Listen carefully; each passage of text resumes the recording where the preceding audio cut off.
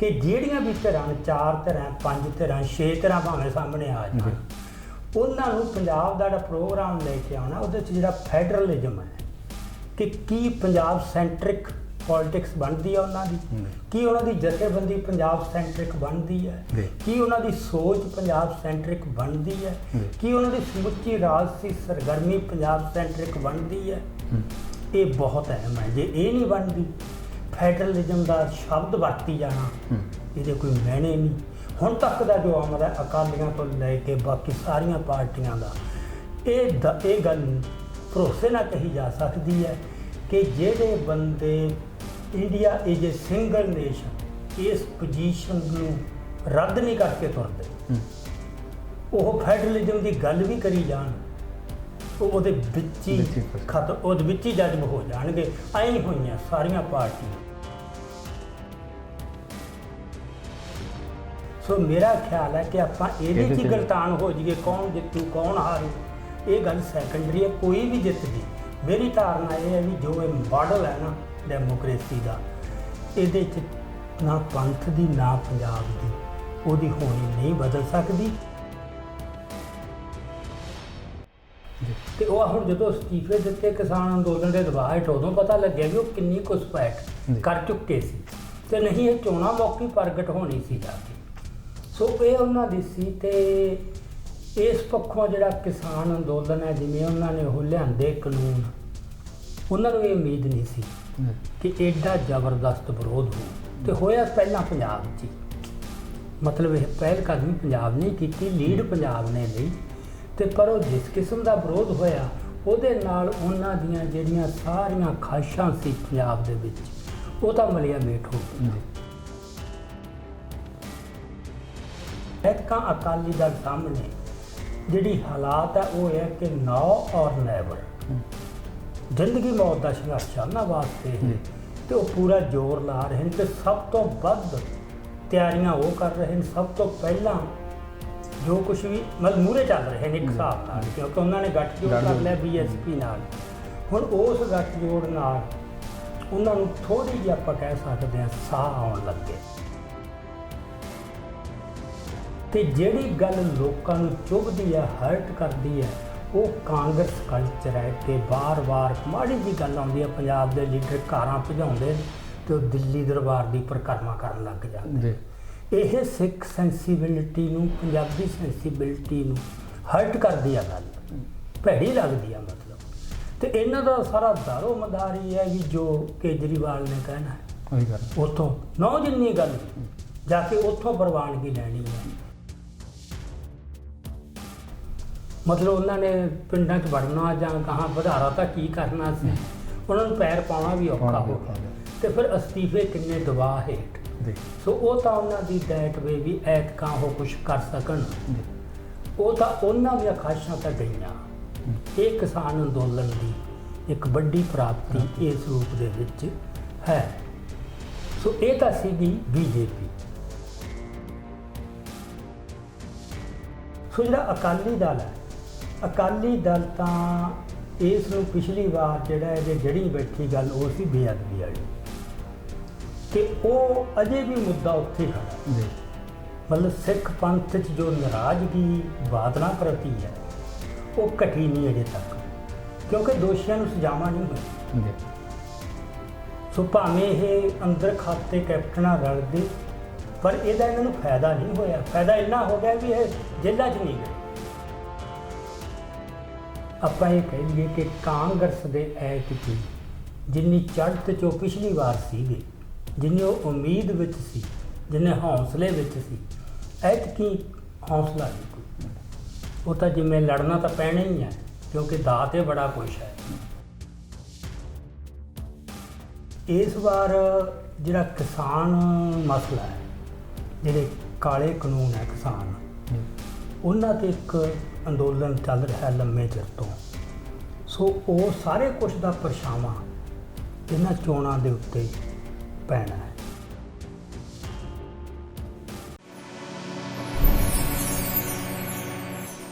ਦ ਸਿੱਖ view point channel ਦੇਖ ਰਹੇ ਸਾਰੇ ਦਰਸ਼ਕਾਂ ਦਾ ਮੈਂ ਮਿਹਰ ਸਿੰਘ ਸਵਾਗਤ ਕਰਦਾ ਹਾਂ ਜੀ। ਵਾਹਿਗੁਰੂ ਜੀ ਕਾ ਖਾਲਸਾ, ਵਾਹਿਗੁਰੂ ਜੀ ਕੀ ਫਤਿਹ। ਪੰਜਾਬ ਅੰਦਰ 2022 ਦੀਆਂ ਚੋਣਾਂ ਨੂੰ ਲੈ ਕੇ ਰਾਜਸੀ ਸਰਗਰਮੀਆਂ ਤੇਜ਼ ਹੋ ਗਈਆਂ ਨੇ। ਸਾਰੀਆਂ ਪਾਰਟੀਆਂ ਸੱਤਾ ਤੇ ਕਾਬਜ਼ ਹੋਣ ਲਈ ਯਤਨਸ਼ੀਲ ਨੇ। ਇੱਕ ਪਾਸੇ ਰਵਾਇਤੀ ਪਾਰਟੀਆਂ ਗੱਠਜੋੜ ਅਤੇ ਹੋਰ ਪੈਂਤੜਿਆਂ ਦੇ ਨਾਲ ਖੁਦ ਨੂੰ ਮਜ਼ਬੂਤ ਕਰਨ ਦੇ ਯਤਨਾਂ ਵਿੱਚ ਲੱਗੀਆਂ ਹੋਈਆਂ ਨੇ। ਉੱਥੇ ਹੀ ਦੂਜੇ ਪਾਸੇ ਪੰਜਾਬ ਦੀ ਸੱਤਾ ਤੋਂ ਹੁਣ ਤੱਕ ਦੂਰ ਰਹਿਣ ਵਾਲੀਆਂ ਪਾਰਟੀਆਂ ਦੁਆਰਾ ਪੰਜਾਬ ਦੇ ਲੋਕਾਂ ਨੂੰ ਨਵੀਂ ਧਿਰ ਲਈ ਇੱਕ ਮੌਕਾ ਦੇਣ ਦੀ ਗੱਲ ਵੀ ਆਖੀ ਜਾ ਰਹੀ ਹੈ। ਇਸ ਵਾਰ ਪੰਜਾਬ ਦੇ ਸਿਆਸੀ ਸਮੀਕਰਨ ਜਿੱਥੇ ਰਾਜਸੀ ਧਿਰਾਂ ਦੇ ਅੰਦਰੂਨੀ ਕਲੇਸ਼ਾਂ ਤੇ ਫੇਰ-ਬਦਲ ਕਰਕੇ ਉਲਝੇ ਹੋਏ ਨੇ, ਉੱਥੇ ਹੀ ਕਿਸਾਨੀ ਸੰਘਰਸ਼ ਕਰਕੇ ਪੰਜਾਬ ਦੇ ਲੋਕਾਂ ਅੰਦਰ ਨਵੇਂ ਬਦਲਾਅ ਦੀ ਆਵਾਜ਼ ਤਿੱਖੀ ਹੋ ਗਈ ਹੈ, ਜਿਸ ਦਾ ਪ੍ਰਤੱਖ ਪ੍ਰਭਾਵ ਸਿਆਸਤ ਤੇ ਵੇਖਣ ਨੂੰ ਮਿਲ ਰਿਹਾ ਹੈ। ਇਸ ਵਾਰ 2022 ਦੀਆਂ ਵਿਧਾਨ ਸਭਾ ਚੋਣਾਂ ਦੀ ਮੁੱਖ ਅਹਿਮੀਅਤ ਵੀ ਇਹੀ ਹੈ ਕਿ ਖੇਤੀਬਾੜੀ ਕਾਨੂੰਨਾਂ ਦੇ ਪੱਖ ਵਿੱਚ ਭੁਗਤਣ ਵਾਲੀਆਂ ਸਾਰੀਆਂ ਰਾਜਸੀ ਧਿਰਾਂ ਦੇ ਮੂਹਰੇ ਲੋਕਾਂ ਵੱਲੋਂ ਵੱਡੀਆਂ ਚੁਣੌਤੀਆਂ ਖੜੀਆਂ ਕਰ ਦਿੱਤੀਆਂ ਗਈਆਂ ਨੇ। ਅੱਜ ਇਸੇ ਵਿਸ਼ੇ ਤੇ ਗੱਲਬਾਤ ਕਰਨ ਲਈ ਸਾਡੇ ਨਾਲ ਮੌਜੂਦ ਨੇ ਸਿੱਖ ਰਾਜਨੀਤਿਕ ਵਿਸ਼ਲੇਸ਼ਕ ਸਰਦਾਰ ਅਜਮੇਰ ਸਿੰਘ ਜੀ। ਸਵਾਗਤ ਕਰਦੇ ਹਾਂ ਜੀ। ਵਾਹਿਗੁਰੂ ਜੀ ਕਾ ਖਾਲਸਾ, ਵਾਹਿਗੁਰੂ ਜੀ ਕੀ ਫਤਿਹ। ਬਾਪੂ ਜੀ, ਸਭ ਤੋਂ ਪਹਿਲਾਂ ਤਾਂ ਇਹ ਜਾਣਨਾ ਚਾਹਾਂਗੇ ਕਿ 2022 ਨੇੜੇ ਆ ਗਿਆ ਤੇ ਵਿਧਾਨ ਸਭਾ ਚੋਣਾਂ ਜਿਹੜੀਆਂ ਉਹ 2022 ਦੇ ਵਿੱਚ ਨੇ। ਇਸ ਨੂੰ ਲੈ ਕੇ ਜਿਹੜੀ ਆ ਸਿਆਸੀ ਪਿੜ ਦੇ ਵਿੱਚ ਸਰਗਰਮੀਆਂ ਬਹੁਤ ਤੇਜ਼ ਹੋ ਗਈਆਂ ਨੇ। ਆਏ ਦਿਨ ਨਵਾਂ ਫੇਰ ਬਦਲ ਜਾਂ ਗੱਠਜੋੜ ਵੇਖਣ ਨੂੰ ਮਿਲਿਆ। ਇਹ ਸਾਰੀਆਂ ਸਰਗਰਮੀਆਂ ਦੇ ਬਾਰੇ ਤੁਹਾਡਾ ਕੀ ਕਹਿਣਾ? ਦੇਖੋ, ਇੱਕ ਤਾਂ ਰੂਟੀਨ ਦੇ ਵਿੱਚ ਹੀ ਜਦੋਂ ਵੀ ਚੋਣਾਂ ਆਉਂਦੀਆਂ ਉਹਦੇ 'ਚ ਸਰਗਰਮੀਆਂ ਹੋਣੀਆਂ ਹੁੰਦੀਆਂ ਜੀ, ਆਮ ਹੀ। ਪਰ ਆਪਾਂ ਦੇਖਿਆ ਪਿਛਲੇ ਕਾਫੀ ਸਮੇਂ ਤੋਂ ਪੰਜਾਬ ਦੇ ਵਿੱਚ ਹਰ ਚੋਣ ਇੱਕ ਕਿਸੇ ਖਾਸ ਵਿਸ਼ੇਸ਼ ਮਾਹੌਲ 'ਚ ਜਾ ਕੇ ਹੁੰਦੀ ਹੈ ਜੀ। ਉਸ ਮੌਕੇ ਕੋਈ ਨਾ ਕੋਈ ਮੁੱਦਾ ਉਸ ਦੀ ਸਾਰੇ ਨੂੰ, ਉਹਦੇ ਅਮਲ ਨੂੰ, ਚੋਣਾਂ ਦੇ ਨੂੰ ਉਹ ਫੈਸਲਾਕੁਨ ਰੂਪ 'ਚ ਪ੍ਰਭਾਵਿਤ ਕਰ ਰਿਹਾ ਹੁੰਦਾ ਹੈ। ਜਿਵੇਂ ਜਿਹੜੀ ਪਿਛਲੀ ਚੋਣ ਹੈ 17 ਵਾਲੀ, ਉਹਦੇ 'ਚ ਬੇਅਦਬੀ ਦਾ ਮੁੱਦਾ ਸੀ ਜੀ, ਜਿਹਨੇ ਆਪਣਾ ਅਕਾਲੀਆਂ ਨੂੰ ਗੱਦੀਆਂ ਲਾਉਣ 'ਚ ਤੇ ਕਾਂਗਰਸ ਨੂੰ ਗੱਦੀ ਤੇ ਬਿਠਾਉਣ 'ਚ ਮੁੱਖ ਰੋਲ ਨਿਭਾਇਆ ਸੀ। ਸੋ ਉਸ ਪੱਖੋਂ ਉਹ ਫੈਸਲਾਕੁਨ ਮੁੱਦਾ ਸੀ ਜੀ। ਇਸ ਵਾਰ ਜਿਹੜਾ ਕਿਸਾਨ ਮਸਲਾ ਹੈ, ਜਿਹੜੇ ਕਾਲੇ ਕਾਨੂੰਨ ਹੈ ਕਿਸਾਨ, ਉਹਨਾਂ 'ਤੇ ਇੱਕ ਅੰਦੋਲਨ ਚੱਲ ਰਿਹਾ ਲੰਮੇ ਚਿਰ ਤੋਂ। ਸੋ ਉਹ ਸਾਰੇ ਕੁਛ ਦਾ ਪਰਛਾਵਾਂ ਇਹਨਾਂ ਚੋਣਾਂ ਦੇ ਉੱਤੇ ਪੈਣਾ ਹੈ ਤੇ ਇਹ ਫੈਸਲਾਕੁਨ ਫੈਕਟਰ ਬਣ ਜਾਣਾ ਐਤਕੀ। ਜਿਹੜਾ ਇਹ ਕਿਸਾਨਾਂ ਦਾ ਮਸਲਾ ਹੈ ਜੀ, ਇਹ ਆਪਾਂ ਵਿਚਾਰਦੇ ਹਾਂ ਵੀ ਕਿਸ ਰੂਪ ਵਿੱਚ ਇਕੱਲੀ ਪਾਰਟੀ ਨੂੰ ਇਹ ਕਿਵੇਂ ਪ੍ਰਭਾਵਿਤ ਕਰ ਸਕਦਾ ਹੈ। ਸੋ ਆਪਾਂ ਅਨੁਮਾਨ ਹੀ ਲਾ ਸਕਦੇ ਹਾਂ ਅਜੇ, ਤੇ ਉਂਝ ਆਉਣ ਵਾਲੇ ਜਦੋਂ ਠੋਸ ਗੱਲਾਂ ਸਾਹਮਣੇ ਆਉਣਗੀਆਂ ਉਦੋਂ ਕੀ ਵਾਪਰਦਾ ਹੈ ਉਹ ਉਦੋਂ ਦੇਖਿਆ ਜਾਊ। ਪਰ ਅੱਜ ਕੁਛ ਅਨੁਮਾਨ ਲਾਏ ਜਾ ਸਕਦੇ ਨੇ। ਸੋ ਇਹਦੇ ਵਿੱਚੋਂ ਮੈਨੂੰ ਇਹ ਲੱਗਦਾ ਵੀ ਇੱਕ ਤਾਂ ਜਿਹੜੀਆਂ ਪਹਿਲਾਂ ਹੀ ਸਥਾਪਿਤ ਪਾਰਟੀਆਂ ਪੰਜਾਬ ਦੇ ਵਿੱਚ ਜਿਹੜੀਆਂ ਸੱਤਾ ਦੀ ਦਾਅਵੇਦਾਰੀ ਜਤਾ ਰਹੀਆਂ, ਆਪਾਂ ਪਹਿਲਾਂ ਤਾਂ ਉਹਨਾਂ ਬਾਰੇ ਗੱਲ ਕਰਦੇ ਹਾਂ। ਪਿਛਲੀਆਂ ਚੋਣਾਂ ਦੇ ਵਿੱਚ 3 ਪਾਰਟੀਆਂ ਮੁੱਖ ਸੀ ਜਿਹੜੀਆਂ ਸੱਤਾ ਦੀਆਂ ਦਾਅਵੇਦਾਰ ਸੀ। ਅਕਾਲੀ ਪਾਰਟੀ ਸੀ ਜਿਹੜੀ ਸੱਤਾਵਾਨ ਸੀ, 2 ਵਾਰ ਜਿੱਤ ਚੁੱਕੀ ਸੀ, 10 ਸਾਲ ਤੋਂ ਰਾਜ ਕਰ ਰਹੀ ਸੀ। ਉਹਨੂੰ ਲਾਹੁਣ ਵਾਸਤੇ ਕਾਂਗਰਸ ਤੇ ਆਮ ਆਦਮੀ ਪਾਰਟੀ, ਇਹਨਾਂ ਦੋਹਾਂ 'ਚ ਬਹੁਤ ਕਸ਼ਮਕਸ਼ ਵੀ ਬਾਜੀ ਕਿਹਦੇ ਹੱਥ ਆਉਂਦੀ ਹੈ। ਸੋ ਇਸ ਰੂਪ ਦੇ ਵਿੱਚੋਂ 3 ਧਿਰਾਂ ਹੀ ਬਣਦੀਆਂ ਸੀਗੀਆਂ ਤੇ ਬੀਜੇਪੀ ਉਸ ਮੌਕੇ ਅਕਾਲੀਆਂ ਦੇ ਨਾਲ ਹੀ ਸੀ। ਬੀਜੇਪੀ ਆਪਦੇ ਆਪ 'ਚ ਕੋਈ ਆਜ਼ਾਦਾਨਾ ਤੌਰ ਤੇ ਐਡੀ ਫੋਰਸ ਨਹੀਂ ਸੀ ਵੀ ਉਹ ਖੁਦ ਆਪਦੀ ਦਾਅਵੇਦਾਰੀ ਜਤਾ ਸਕੇ। ਪਰ ਪਿਛਲੀਆਂ ਚੋਣਾਂ ਤੋਂ ਬਾਅਦ ਕਿਸਾਨ ਅੰਦੋਲਨ ਸ਼ੁਰੂ ਹੋਣ ਤੋਂ ਪਹਿਲਾਂ ਇੱਕ ਹਾਲਾਤ 'ਚ ਫਰਕ ਆ ਗਿਆ ਕਿ ਜਿਹੜੀ ਬੀਜੇਪੀ ਹੈ ਉਹ ਬਹੁਤ, ਜਿਹਨੂੰ ਐਂਬੀਸ਼ੀਅਸ ਕਹੀਏ, ਹੁਣ ਤਾਂ ਉਹਨਾਂ ਦੇ ਸਾਰੇ ਦੇਸ਼ ਦੇ ਵਿੱਚ ਵੀ ਹਰ ਰਾਜ ਦੇ ਵਿੱਚ ਸਾਡੀ ਸਰਕਾਰ ਹੋਵੇ, ਨਰੋਲ ਸਾਡੀ ਹੋਵੇ, ਜਿਹਦੇ 'ਚ ਉਹਨਾਂ ਦੀ ਸ਼ਿਵ ਸੈਨਾ ਨਾਲ ਵੀ ਟੁੱਟ ਗਈ ਤੇ ਇੱਧਰ ਅਕਾਲੀਆਂ ਨਾਲ ਵੀ, ਕਿਉਂਕਿ ਉਹਨਾਂ ਦੀਆਂ ਖਾਸ਼ਾਂ ਇੰਨੀਆਂ ਵੱਧ ਗਈਆਂ ਸੀ। ਉਹ 2 ਗੱਲਾਂ 'ਤੇ ਟੇਕ ਰੱਖ ਰਹੇ ਸੀ, ਮੋਦੀ ਦੀ ਅਪੀਲ ਤੇ ਜਿਹੜਾ ਹੈਗਾ ਅਮਿਤ ਸ਼ਾਹ ਉਹਦਾ ਜਿਹੜੇ ਜੋੜ ਤੋੜ ਦੀ ਰਾਜਨੀਤੀ ਜੀ, ਵੀ ਇਹਦੇ ਨਾਲ ਅਸੀਂ ਸਾਰੇ ਰਾਜਾਂ ਦੇ ਵਿੱਚ ਹੀ ਆਪਦੀਆਂ ਸਰਕਾਰਾਂ ਕਰ ਲਾਂਗੇ। ਤੇ ਕਈ ਰਾਜਾਂ 'ਚ ਉਹਨਾਂ ਨੇ ਖੈਰ ਬਣਾ ਵੀ ਲਈਆਂ, ਬਣੀਆਂ ਬਣਾਈਆਂ ਪਾਰਟੀਆਂ ਜਜ਼ਬ ਕਰ ਲਈਆਂ ਆਪਦੇ ਆਪ 'ਚ। ਸੋ ਇਸ ਉਹ ਰਣਨੀਤੀ 'ਤੇ ਚੱਲ ਰਹੇ ਸੀ ਜਿਹਦੇ 'ਚ ਉਹ ਪੰਜਾਬ 'ਚ ਐਤਕੀ ਉਹਨਾਂ ਦਾ ਇਹ ਸੀ ਵੀ ਅਸੀਂ ਸਿੱਧੀ ਦਾਅਵੇਦਾਰੀ ਜਤਾਉਣੀ ਹੈ ਤੇ ਉਹਦੇ ਵਾਸਤੇ ਉਹ ਬਹੁਤ ਤਿਆਰੀਆਂ ਕਰ ਰਹੇ ਸੀ। ਤੇ ਉਹਨਾਂ ਤਿਆਰੀਆਂ ਦੇ ਵਿੱਚ ਜਿਹੜੀ ਉਹਨਾਂ ਦੀ ਸਟ੍ਰੈਟਜੀ ਸੀ ਉਹ ਇਹ ਸੀ ਕਿ ਜਿਹੜੀ ਹਿੰਦੂ ਵੋਟ ਹੈ ਟੋਟਲ ਪੰਜਾਬ ਦੀ, ਉਹਨੂੰ ਕੰਸੋਲੀਡੇਟ ਕਰ ਲਈਏ ਆਪਦੇ ਪੱਖ 'ਚ, ਪੂਰਾ ਪੱਕੇ ਪੈਰੀਂ ਕਰਕੇ ਆਪਦੇ ਪੱਖ 'ਚ। ਜਿਹੜੀ ਸਿੱਖ ਵੋਟ ਰਹਿ ਜਾਂਦੀ ਹੈ ਉਸ ਵੋਟ ਨੂੰ ਜਿੰਨਾ ਵੰਡਿਆ ਜਾ ਸਕਦਾ ਹੈ ਅੱਡ-ਅੱਡ ਥਾਵਾਂ 'ਤੇ, ਤਾਂ ਕਿ ਉਹਦੇ ਵਿੱਚੋਂ ਅਸੀਂ ਕੁਝ ਸਿੱਖ ਵੋਟ ਸਾਨੂੰ ਪੈ ਜੇ ਤੇ ਕੁਝ ਹਿੰਦੂ ਵੋਟ ਤਾਂ ਵੱਡੀ ਪੱਧਰ ਤੇ ਪਊਗੀ, ਤੇ ਇਹਦੇ ਚੋਂ ਉਹ ਆਪਦੀ ਇੱਕ ਆਸ ਬਣਾਈ ਬੈਠੇ ਸੀ। ਸੋ ਇਸ ਸਟ੍ਰੈਟਜੀ ਤੇ ਕੰਮ ਕਰਦਿਆਂ ਉਹਨਾਂ ਨੇ ਮਤਲਬ ਆਪਣਾ ਅਕਾਲੀਆਂ ਨਾਲੋਂ ਆਪਦਾ ਗੱਠਜੋੜ ਤੋੜਿਆ। ਉਹ ਜਿਸ ਤਰੀਕੇ ਨਾਲ ਤੋੜਿਆ ਤੇ ਜਿੰਨਾ ਜਲੀਲ ਕੀਤਾ ਆਪਦੇ ਇੱਕ ਪਾਰਟਨਰ ਨੂੰ, ਤੇ ਉਹਦੇ ਵਿੱਚੋਂ ਹੀ ਦਿਖਦਾ ਸੀਗਾ ਉਹਨਾਂ ਦੇ ਵਿੱਚ ਐਰੋਗੈਂਸ, ਜਿਹਨੂੰ ਆਪਾਂ ਕਹਿੰਦੇ ਆ, ਹੈਂਕੜ ਕਿੰਨੀ ਹੈ। ਤੇ ਉਹ ਖਾਸ ਕਰਕੇ ਹਰਸਿਮਰਤ ਕੌਰ ਬਾਦਲ ਨੂੰ ਜਿੰਨਾ ਜਲੀਲ ਕੀਤਾ ਉਹਨਾਂ ਨੇ, ਜਿਸ ਤਰੀਕੇ ਨਾਲ ਕੱਢਿਆ, ਤੇ ਇਹਨਾਂ ਵਾਸਤੇ ਸ਼ੌਕਿੰਗ ਸੀ, ਅਕਾਲੀਆਂ ਵਾਸਤੇ ਵੀ ਐਡਾ ਵੱਡਾ ਝਟਕਾ ਵੀ ਕਦੇ ਮਿਲ ਸਕਦਾ ਹੈ। ਤੇ ਉਧਰੋਂ ਉਹਨਾਂ ਨੇ ਕੋਈ ਪਰਵਾਹ ਨਹੀਂ ਕੀਤੀ, ਬੇਕਿਰਕੀ ਨਾਲ ਚੱਲੇ। ਤੇ ਇਸ ਕਰਕੇ ਤੇ ਉਹਨਾਂ ਦੀ ਸਟ੍ਰੈਟਜੀ ਫਿਰ ਇਹ ਸੀ ਵੀ ਜਿਹੜੀ ਸਿੱਖ ਵੋਟ ਆ ਉਹ ਕਿਵੇਂ ਪਾੜੀ ਜਾ ਸਕਦੀ ਹੈ ਜੀ। ਉਹ 'ਚ ਫਿਰ ਇਹ ਹੈ ਵੀ ਤੁਸੀਂ ਵੱਧ ਤੋਂ ਵੱਧ ਉਹਨਾਂ ਦੇ ਜਿਹੜੇ ਪੋਲੀਟੀਕਲ ਗਰੁੱਪ ਨੇ ਉਹ ਖੜੇ ਕਰ ਦਿਓ। ਇੱਕ ਬਾਦਲ ਦਲ ਤਾਂ ਮੇਨਲੀ ਸੀ, ਤੇ ਬਾਦਲ ਤੋਂ ਨਾਰਾਜ਼ ਬਹੁਤ ਸੈਕਸ਼ਨ ਹੈ, ਅਕਾਲੀਆਂ ਚੋਂ ਵੀ ਧੜੇ ਬਾਦਲ ਚੋਂ ਨਿਕਲੇ, ਤੇ ਕੁਝ ਪਹਿਲਾਂ ਹੀ ਬਾਦਲ ਵਿਰੋਧੀ ਸੀ। ਸੋ ਉਹਨਾਂ ਦੀ ਇਹ ਸੀ ਕਿ ਅਸ਼ੋਪਲੇ ਢੰਗ ਨਾਲ, ਪਤਾ ਨਾ ਲੱਗੇ, ਲੁਕਵੇਂ ਢੰਗ ਨਾਲ ਉਹਨਾਂ ਨੂੰ ਹੱਲਾਸ਼ੇਰੀ ਵੀ ਦੇ ਚੱਲੋ। ਤਾਂ ਕਈ ਵਾਰ ਉਹਨਾਂ ਨੂੰ ਨਹੀਂ ਪਤਾ ਹੁੰਦਾ ਕਿ ਸਾਡੀ ਕਿਸ ਰੂਪ 'ਚ ਮਦਦ ਹੋ ਰਹੀ ਹੈ, ਪਰ ਉਹਨਾਂ ਦੀ ਇਹ ਸਟ੍ਰੈਟਜੀ ਸੀ ਕਿ ਆਪਾਂ ਇਸ ਤਰ੍ਹਾਂ ਜਿਹੜੀ ਸਿੱਖ ਵੋਟ ਆ ਪਾੜ ਕੇ। ਤੇ ਦੂਜੀ ਗੱਲ, ਉਹਨਾਂ ਨੇ ਸਿੱਖ ਸਮਾਜ ਅੰਦਰ ਬਹੁਤ ਘੁਸਪੈਠ ਕਰਨ ਲਈ ਇੱਕ ਅਗਰੈਸਿਵ ਰਣਨੀਤੀ ਅਪਣਾਈ ਸੀ। ਪਿੰਡਾਂ ਦੇ ਵਿੱਚ, ਪੇਂਡੂ ਖੇਤਰਾਂ ਦੇ ਵਿੱਚ ਜਾ ਕੇ RSS ਦੇ ਕੈਂਪ ਲਾਉਣੇ, ਤੇ ਦੂਜਾ ਆਪਦੇ ਸਾਰੇ ਜਿਹੜੇ ਬੁਲਾਰੇ ਹੈ ਟੈਲੀਵਿਜ਼ਨਾਂ ਤੇ ਜਾ ਕੇ ਜਿਹੜੇ BJP ਦੇ ਪੱਖ 'ਚ ਬੋਲਦੇ ਨੇ, ਉਹ ਉਹਨਾਂ ਨੇ ਚੁਣ ਕੇ ਸਿੱਖ ਬੁਲਾਰੇ ਲਿਆਂਦੇ। ਕੋਈ ਢਿੱਲੋਂ ਹੈ, ਕੋਈ ਗਰੇਵਾਲ ਹੈ, ਕੋਈ ਕੁਛ ਇਸ ਤਰ੍ਹਾਂ ਦਾ। ਤੇ ਉਹਦੇ 'ਚੋਂ ਲੱਗਦਾ ਸੀ ਕਿ ਉਹਨਾਂ ਨੂੰ ਆਸ ਵੱਜ ਗਈ ਸੀ, ਕਿਉਂਕਿ ਦੌਲਤ ਤੇ ਸਤਾ ਦੇ ਬਲ ਉੱਤੇ ਵੀ ਸਾਡੇ ਹੱਥ ਸਤਾ ਵੀ ਹੈ, ਸਾਡੇ ਕੋਲ ਦੌਲਤ ਵੀ ਹੈ, ਤੇ ਇਸ ਜ਼ਮਾਨੇ 'ਚ, ਪਦਾਰਥਵਾਦ ਦੇ ਜ਼ਮਾਨੇ 'ਚ, ਇਹਨਾਂ ਚੀਜ਼ਾਂ ਦੀ ਭੁੱਖ ਬੜੀ ਹੈ। ਸੋ ਸਿੱਖਾਂ ਦੇ ਵਿੱਚ ਵੀ ਬਹੁਤ ਵੱਡੇ ਹਿੱਸੇ ਹੈ ਇਹ ਜਿਨ੍ਹਾਂ ਨੂੰ ਇਹ ਭੁੱਖ ਹੈ। ਤੇ ਉਹ ਹੁਣ ਜਦੋਂ ਅਸਤੀਫੇ ਦਿੱਤੇ ਕਿਸਾਨ ਅੰਦੋਲਨ ਦੇ ਦਬਾਅ ਹੇਠ, ਉਦੋਂ ਪਤਾ ਲੱਗਿਆ ਵੀ ਉਹ ਕਿੰਨੀ ਘੁਸਪੈਠ ਕਰ ਚੁੱਕੇ ਸੀ, ਤੇ ਨਹੀਂ ਇਹ ਚੋਣਾਂ ਮੌਕੇ ਪ੍ਰਗਟ ਹੋਣੀ ਸੀ ਜਾ ਕੇ। ਸੋ ਇਹ ਉਹਨਾਂ ਦੀ ਸੀ। ਤੇ ਇਸ ਪੱਖੋਂ ਜਿਹੜਾ ਕਿਸਾਨ ਅੰਦੋਲਨ ਹੈ, ਜਿਵੇਂ ਉਹਨਾਂ ਨੇ ਉਹ ਲਿਆਂਦੇ ਕਾਨੂੰਨ, ਉਹਨਾਂ ਨੂੰ ਇਹ ਉਮੀਦ ਨਹੀਂ ਸੀ ਕਿ ਐਡਾ ਜ਼ਬਰਦਸਤ ਵਿਰੋਧ ਹੋਊ। ਤੇ ਹੋਇਆ ਪਹਿਲਾਂ ਪੰਜਾਬ 'ਚ ਹੀ, ਮਤਲਬ ਇਹ ਪਹਿਲ ਕਦਮੀ ਪੰਜਾਬ ਨੇ ਕੀਤੀ, ਲੀਡ ਪੰਜਾਬ ਨੇ ਲਈ। ਤੇ ਪਰ ਉਹ ਜਿਸ ਕਿਸਮ ਦਾ ਵਿਰੋਧ ਹੋਇਆ, ਉਹਦੇ ਨਾਲ ਉਹਨਾਂ ਦੀਆਂ ਜਿਹੜੀਆਂ ਸਾਰੀਆਂ ਖਾਹਿਸ਼ਾਂ ਸੀ ਪੰਜਾਬ ਦੇ ਵਿੱਚ, ਉਹ ਤਾਂ ਮਲੀਆ ਮੇਟ ਹੋ ਗਈਆਂ। ਮਤਲਬ ਉਹਨਾਂ ਨੇ ਪਿੰਡਾਂ 'ਚ ਵੜਨਾ ਜਾਂ ਕਹਾਂ ਵਧਾਰਾ ਤਾਂ ਕੀ ਕਰਨਾ ਸੀ, ਉਹਨਾਂ ਨੂੰ ਪੈਰ ਪਾਉਣਾ ਵੀ ਔਖਾ ਹੋ ਗਿਆ। ਤੇ ਫਿਰ ਅਸਤੀਫੇ ਕਿੰਨੇ ਦਬਾਅ ਹੇਠ। ਸੋ ਉਹ ਤਾਂ ਉਹਨਾਂ ਦੀ ਦੈਟ ਵੇ ਵੀ ਐਤਕਾਂ ਉਹ ਕੁਛ ਕਰ ਸਕਣ, ਉਹ ਤਾਂ ਉਹਨਾਂ ਦੀਆਂ ਖਾਹਿਸ਼ਾਂ ਤਾਂ ਗਈਆਂ। ਇਹ ਕਿਸਾਨ ਅੰਦੋਲਨ ਦੀ ਇੱਕ ਵੱਡੀ ਪ੍ਰਾਪਤੀ ਇਸ ਰੂਪ ਦੇ ਵਿੱਚ ਹੈ। ਸੋ ਇਹ ਤਾਂ ਸੀਗੀ BJP। ਬਾਕੀ ਰਹਿੰਦੇ ਨੇ ਉਹ ਤਿੰਨ ਧਿਰਾਂ, ਕਾਂਗਰਸ, ਅਕਾਲੀ ਤੇ ਆਮ ਆਦਮੀ ਪਾਰਟੀ।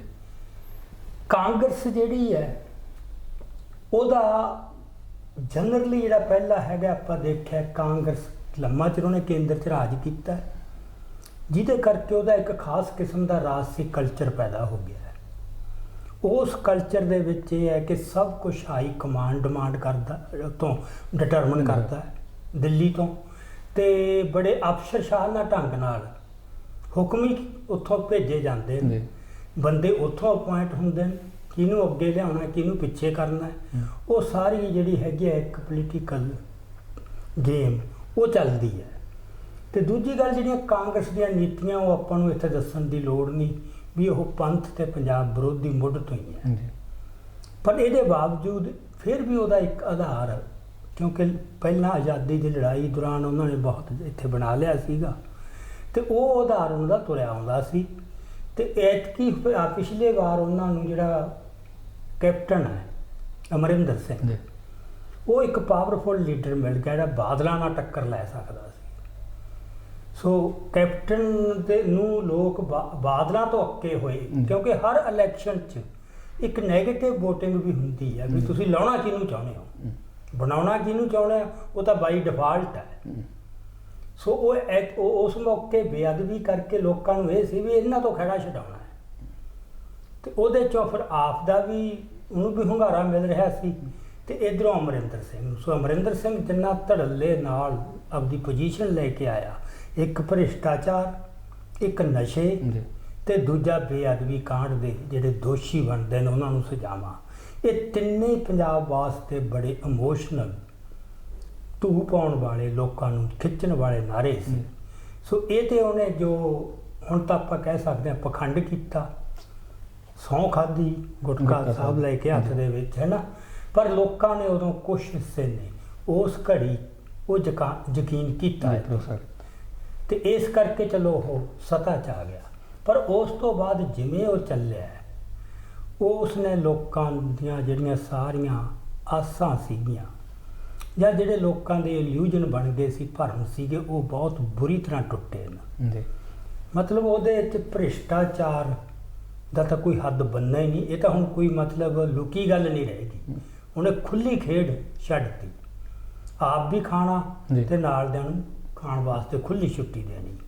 ਸੋ ਭ੍ਰਿਸ਼ਟਾਚਾਰ, ਨਸ਼ਿਆਂ ਬਾਰੇ ਕੁਛ ਵੀ ਨਹੀਂ, ਕੋਈ ਠੋਸ ਕਾਰਵਾਈ ਕੀਤੀ ਹੋਵੇ, ਕੁਛ ਵੀ ਨਹੀਂ ਕੀਤਾ, ਬਿਆਨਬਾਜ਼ੀ ਤੋਂ ਵੱਧ। ਤੇ ਤੀਜਾ ਜਿਹੜਾ ਬੇਅਦਬੀ ਕਾਂਡ ਦੇ ਦੋਸ਼ੀ ਹੈ, ਸਭ ਤੋਂ ਵੱਧ ਜਿਹੜਾ ਜਜ਼ਬਾਤੀ ਤੌਰ ਤੇ ਲੋਕਾਂ ਨੂੰ ਅਫੈਕਟ ਕਰ ਰਿਹਾ ਸੀਗਾ ਮੁੱਦਾ, ਉਹ ਸੀ ਬੇਅਦਬੀ ਵਾਲਾ, ਸਿੱਖਾਂ ਨੂੰ ਖਾਸ ਕਰਕੇ। ਉਸ ਦੇ ਉੱਤੇ ਉਹਨੇ ਇਕੱਲਾ ਇਹ ਹੈ ਕਿ ਕੁਛ ਕੀਤਾ ਨਹੀਂ, ਉਹਨੇ ਦੋਸ਼ੀਆਂ ਨੂੰ ਬਚਾਉਣ ਦੇ ਯਤਨ ਕੀਤੇ। ਮਤਲਬ ਇਹ ਹੁਣ ਕਾਂਗਰਸੀ ਕਹਿਣ ਲੱਗ ਗਏ ਅੰਦਰੋਂ ਅੱਕੇ ਹੋਏ। ਸੋ ਇਸ ਗੱਲ ਕਰਕੇ ਐਤਕੀ ਜਿਹੜੀ ਉਹਦੀ ਹਾਲਤ ਹੈ ਉਹ ਬਹੁਤ ਪਤਲੀ ਹੈ।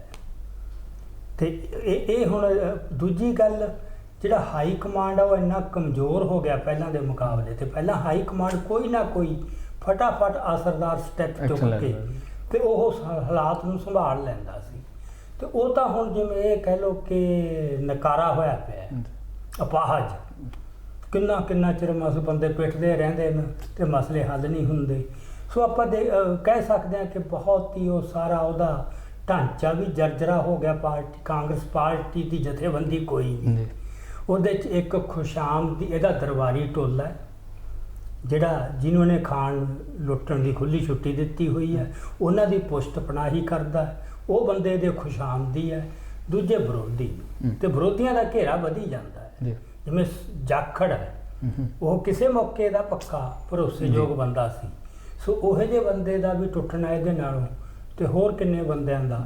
ਸੋ ਜਿਹਦੇ ਕਰਕੇ ਇਹ ਹੈ ਕਿ ਐਤਕੀ ਹਾਲਤ ਉਹਦੀ ਬਿਲਕੁਲ ਹੀ ਕਿਸੇ ਪੱਖੋਂ ਵੀ, ਨਾ ਜਥੇਬੰਦਕ ਪੱਖੋਂ ਤੇ ਨਾ ਰਾਜਸੀ ਪੱਖੋਂ ਤੇ ਨਾ ਨਿੱਜੀ ਪੱਖੋਂ। ਸੋ ਤਿੰਨਾਂ ਪੱਖਾਂ ਤੋਂ ਹੀ ਉਹਦੀ ਕੋਈ ਹਾਲਤ ਹੈ ਨਹੀਂ ਚੰਗੀ। ਤੇ ਦੂਜੀ ਗੱਲ, ਜਿਹੜਾ ਕਿਸਾਨ ਸੰਘਰਸ਼ ਹੈ ਉਹਦਾ ਵੀ ਪਰਛਾਵਾਂ ਉਹਦੇ ਤੇ ਵੀ ਪਿਆ। ਇੱਕ ਤਾਂ ਸਦੀਵੀ ਦਬਾਅ ਹੇਠ ਹੈ ਕਿ ਉਹ ਕਿਸਾਨ ਸੰਘਰਸ਼ ਦੇ ਖਿਲਾਫ ਨਹੀਂ ਬੋਲ ਸਕਦਾ ਤੇ ਇੱਥੇ ਕੋਈ ਸਟੈਪ ਨਹੀਂ ਚੁੱਕ ਸਕਦਾ।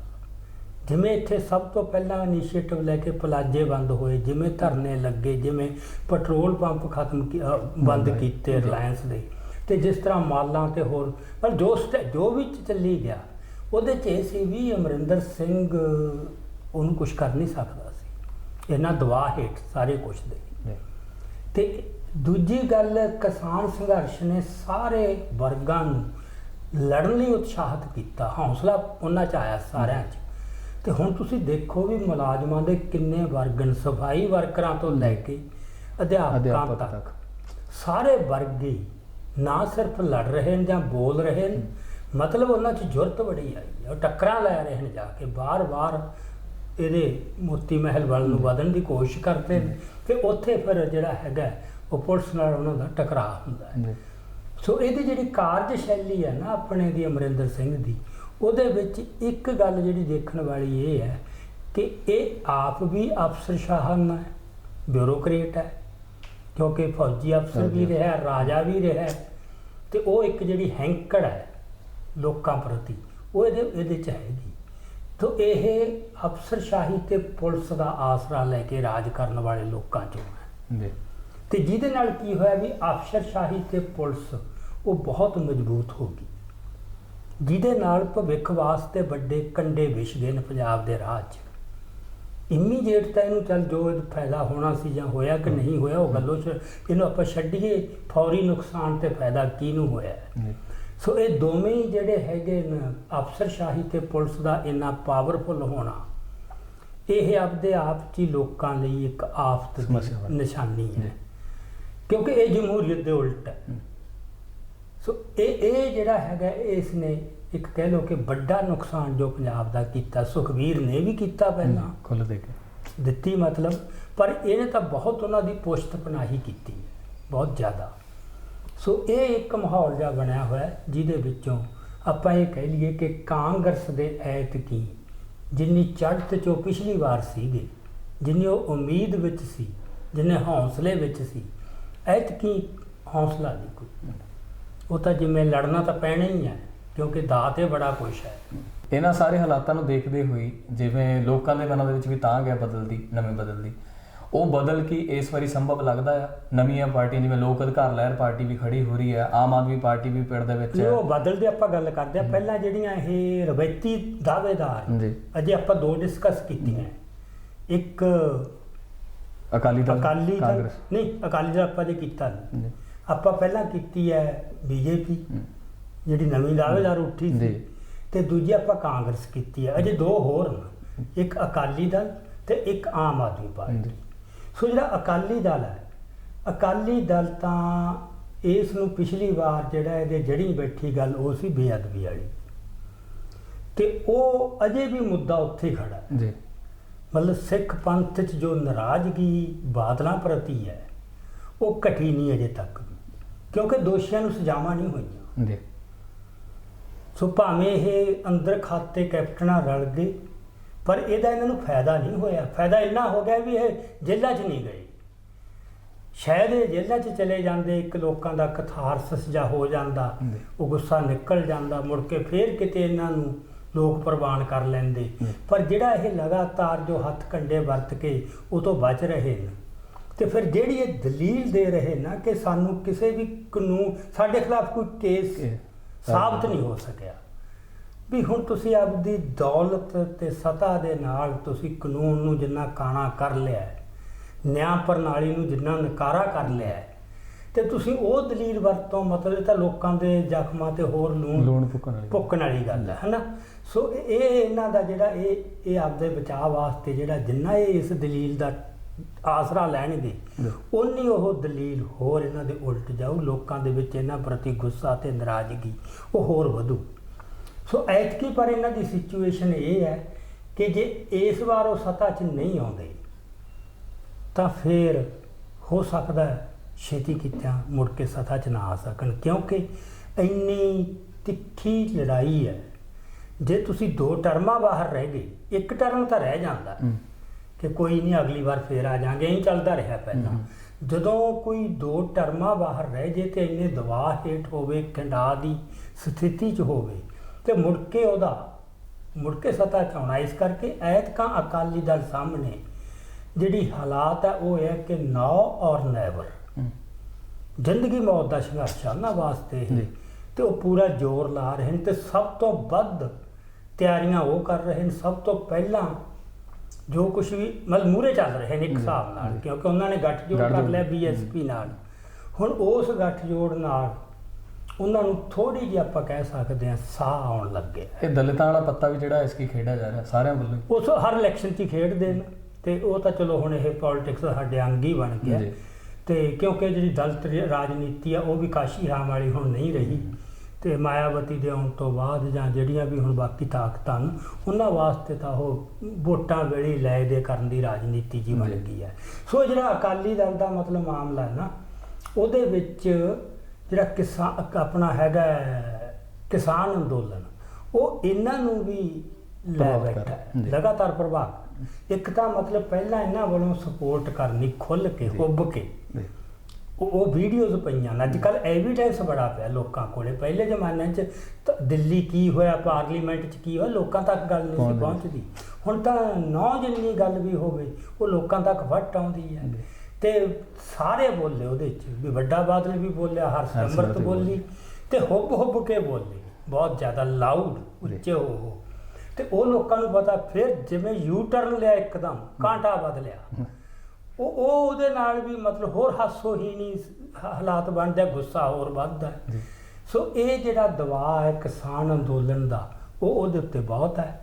ਤੇ ਇੱਕ ਵਾਰ ਤਾਂ ਹਾਲਤ ਇਹ ਬਣ ਗਈ ਸੀ ਜਦੋਂ ਬਾਦਲ ਪੱਕਾ ਧਰਨਾ ਲਾਇਆ ਇਹਦੇ ਘਰ ਮੂਹਰੇ, ਤੇ ਉਦੋਂ ਇੱਕ ਵਾਰ ਇਹ ਹੋ ਗਿਆ ਸੀ ਵੀ ਅਕਾਲੀ ਘਰਾਂ ਚੋਂ ਨਿਕਲ ਸਕਣਗੇ ਕਿ ਨਹੀਂ ਨਿਕਲ ਸਕਣਗੇ, ਕਿਉਂਕਿ ਇੱਕ ਬੇਅਦਬੀ ਵਾਲਾ ਪਹਿਲਾਂ ਪਿਆ, ਉੱਤੇ ਆ ਕਿਸਾਨਾਂ ਵਾਲਾ ਆ ਗਿਆ। ਸੋ ਇਹਦਾ ਇਹ ਸੀ ਵੀ ਜਿਵੇਂ ਉਹਨਾਂ ਦਾ ਸਾਰਾ ਭਵਿੱਖ ਹੀ ਸਿਆਸੀ ਦਾਅ 'ਤੇ ਲੱਗ ਗਿਆ ਸੀ। ਚਲੋ ਹੌਲੀ ਹੌਲੀ ਉਹ ਜਦੋਂ ਇਹ ਟੁੱਟ ਕੇ ਬੀਜੇਪੀ ਨਾਲ ਬਾਹਰ ਆ ਗਈ ਤਾਂ ਘੱਟੋ ਘੱਟ ਇਹ ਬੋਲਣ ਜੋਗੇ ਹੋ ਗਏ। ਹੁਣ ਬੀਐਸਪੀ ਨਾਲ ਜੋ ਸੌਦਾ ਜਿਹਾ ਹੋਇਆ ਉਹਦੇ 'ਚ ਇਹ ਤਾਂ ਨਹੀਂ ਕਿ ਜਿਹੜੀ ਇਹਨਾਂ ਤੋਂ ਨਾਰਾਜ਼ ਹੋ ਚੁੱਕੀ ਸਿੱਖ ਵੋਟ ਆ ਉਹ ਤਾਂ ਨਹੀਂ ਮੁੜ ਕੇ ਆਉਂਦੀ, ਪਰ ਕੁਛ ਦਲਿਤ ਵੋਟ ਪੈ ਜੂ ਗੁੱਸਾਵਾਂ ਦੇ ਉੱਤੇ।